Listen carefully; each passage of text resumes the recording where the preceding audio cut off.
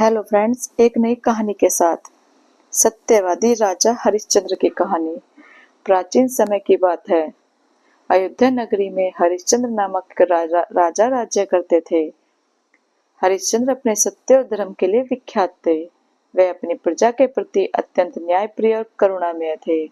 सत्य पर दृढ़ रहना उनकी सबसे बड़ी विशेषता थी और इस कारण से वे सत्यवादी राजा के नाम से प्रसिद्ध थे।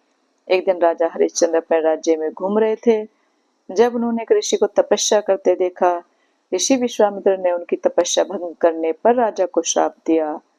राजा ने उनसे क्षमा मांगी और अपनी भूल का प्रायश्चित करने के लिए अपनी सारी संपत्ति और राज्य दान करने का वचन दिया।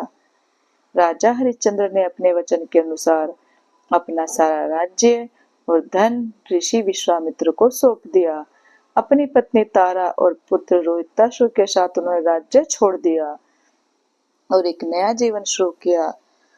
अब उनके पास कुछ भी नहीं बचा था। हरिश्चंद्र और उनके परिवार ने बहुत कठिनाइयों का सामना किया। एक समय ऐसा आया जब जीविका चलाने के लिए उन्हें काशी के शमशान घाट पर काम करना पड़ा। राजा हरिश्चंद्र वहां शवों का अंतिम संस्कार कराने का कार्य करने लगे। उन्होंने यह काम भी पूरी निष्ठा और ईमानदारी से किया। उसी समय उनकी पत्नी तारा और पुत्र रोहिताश्व जंगल में जीवन यापन करने लगे। एक दिन एक सांप के काटने से रोहिताश्व की मृत्यु हो गई। तारा अपने पुत्र के शव को लेकर शमशान घाट पर पहुंची। शमशान घाट पर हरिश्चंद्र ही ड्यूटी पर थे। अपने ही पुत्र के शव को देखकर उनका हृदय द्रवित हो गया, लेकिन उन्होंने अपने कर्तव्य और सत्य के मार्ग पर डटे रहते हुए अपनी भावनाओं को नियंत्रित किया।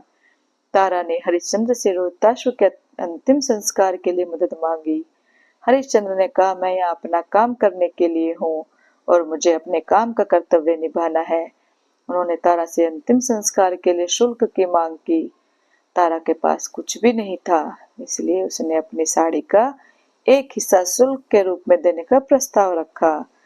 हरिश्चंद्र ने इसे स्वीकार कर लिया और अपने पुत्र का अंतिम संस्कार स्वयं किया।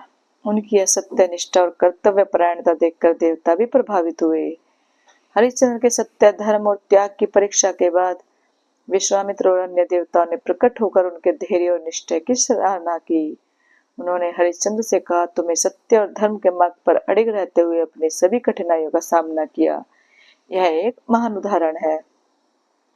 देवताओं ने उन्हें और उनके परिवार को पुनः अपने राज्य में लौटने का आदेश दिया और उनकी सारी संपत्ति और वैभव को पुनः स्थापित किया।